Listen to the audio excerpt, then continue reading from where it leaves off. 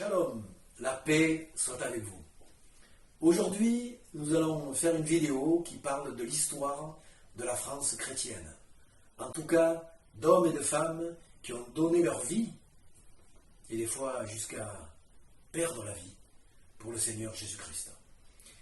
Déjà dans d'autres vidéos, nous avons parlé de ce que Dieu a fait avec le premier roi franc chrétien, Clovis, autour de l'an 500, et de l'évêque Rémi, avec le baptême de Clovis et de 3000 de ses soldats, et comment Dieu s'est servi de ces événements et comment il a marqué l'histoire de notre nation à partir de cet événement fondateur. Et tout au long de notre histoire, il y a eu beaucoup d'autres hommes et femmes qui ont été des témoins de la foi en Dieu. Ce sont des hommes et des femmes qui ont aimé et servi Jésus dans ce pays depuis déjà le 1er siècle, depuis le temps où la France ne s'appelait pas la France, mais s'appelait la Gaule. Et parfois, il nous arrive de penser que cela nous regarde. Nous faisons référence à Hébreux 11, le grand chapitre de la foi, où nous voyons que Dieu nous parle de tous ces héros de la foi, de tous ces témoins de la foi en Israël, dans le Premier Testament. Et le chapitre 12, au verset 1, décrit cette grande nuée de témoins qui nous environne aujourd'hui. Alors nous pouvons penser aussi que cette grande nuée de témoins, de croyants, depuis la Gaule, la Francie et la France, qui ont témoigné dans ce pays, d'une certaine façon, ils nous environnent et ils nous regardent. Ces hommes et ces femmes constituent notre roman national. Ils sont le fil rouge de notre histoire. Fil rouge, rouge évidemment comme le sang de Jésus. Alors qui sont-ils, ces héros, ces héroïnes, témoins de la foi en Dieu? Qui sont ces saints et ces saintes du passé, dont l'héritage spirituel est parvenu jusqu'à nous aujourd'hui? Nous parlerons dans cette vidéo de quelques héros de la foi, les premiers chrétiens en Gaule lors des 2 premiers siècles de notre ère. Cette histoire des premiers chrétiens en Gaule est un peu comme la suite du livre des Actes des Apôtres, avec ses hauts et ses bas.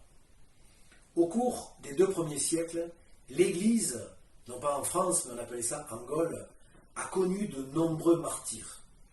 Martyr, vous le savez, vient de ce nom grec martyros, qui au départ veut dire témoin.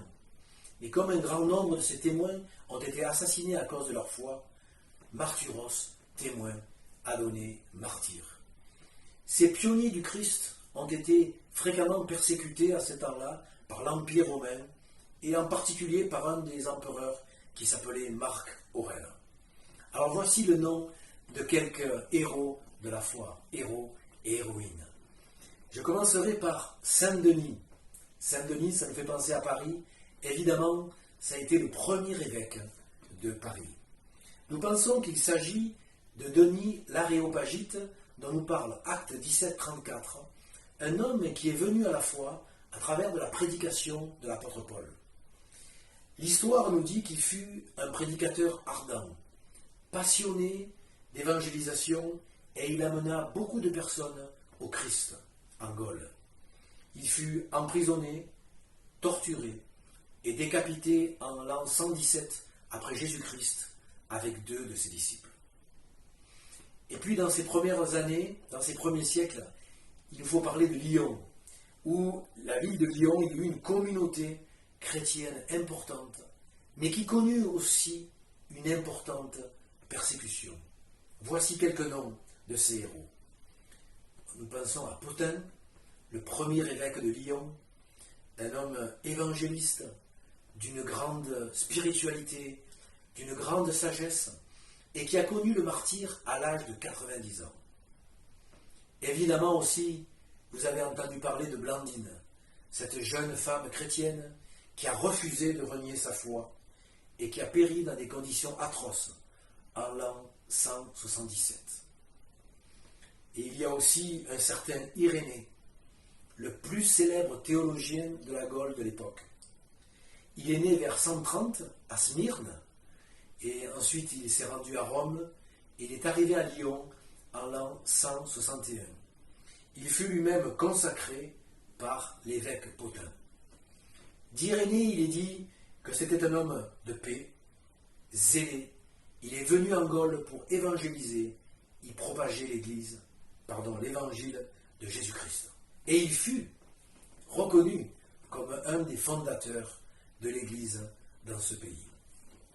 L'histoire, bizarrement, l'a longtemps oublié, même ignoré, mais la découverte de certains de ses écrits a permis de remettre cet homme à sa juste place. Il avait, dit-on, une vision unifiée de l'histoire, une doctrine riche des Écritures, une vision optimiste et une spiritualité où le corps avait toute sa place, bien qu'à l'époque, la philosophie grecque ambiante disait tout le contraire. Lui-même serait mort martyr à Lyon en l'an 202 ou 203 après Jésus-Christ. Alors voilà quelques noms de ces héros et héroïnes de la foi, témoins qui aimaient Jésus et qui sont allés jusqu'au bout de leur vie pour être des témoins fidèles. Nous voulons aussi citer quelques autres noms de ces héros, Mathurin, Pergame, Sanctus, Attal, Saturnin, Symphorien et plein d'autres. Bien sûr, cette liste n'est pas exhaustive et le Seigneur, lui seul, connaît parfaitement chacun des siens. Beaucoup d'autres ne sont pas connus, beaucoup d'autres n'ont pas leur nom inscrit dans les livres d'histoire, mais l'essentiel, c'est qu'ils ont été connus de Dieu. C'est bien là l'essentiel. Et comme toi, peut-être, ou moi, qui ne sommes pas connus des hommes, dont le nom ne sera pas inscrit dans un livre d'histoire, mais qui aimons et servons le Seigneur là où nous sommes. Nous sommes connus de Dieu, et c'est bien là l'essentiel. Alors ensemble, pour terminer, nous voulons proclamer: oui, Père Céleste, nous te remercions pour cette belle nuée de témoins. Ils ont aimé et servi Jésus dans ce pays, et ils ont permis à ce que ton évangile parvienne jusqu'à nous.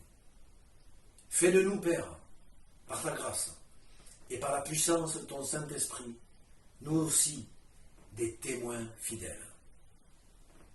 Je vous salue, à bientôt, Maranatha.